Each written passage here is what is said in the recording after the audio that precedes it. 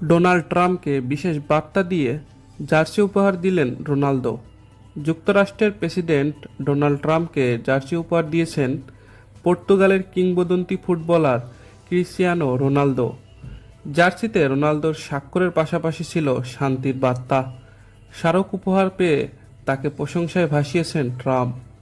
চলতি সপ্তাহে Donald Trump যখন কানাডার ক্যালগারি শহরে পৌঁছান জি7 নেতাদের শীর্ষ সম্মেলনে অংশগ্রহণের জন্য, তখন তার হাতে রোনালদোর স্বাক্ষরিত পর্তুগালের জার্সি তুলে দেন ইউরোপীয় কাউন্সিলের প্রেসিডেন্ট আন্তোনিও কস্তা। তিনি ট্রাম্পকে জানান, জার্সিতে একটি বিশেষ বার্তা রয়েছে। এরপর বার্তাটি ট্রাম্পকে পড়ে শোনানো হয়। প্রেসিডেন্ট ডোনাল্ড ট্রাম্পের জন্য উপহার, শান্তির জন্য খেলছি CR7। বার্তাটি শুনে ট্রাম্প বলেন, দুর্দান্ত, আমি এটাই পছন্দ করি, শান্তির জন্য খেলো।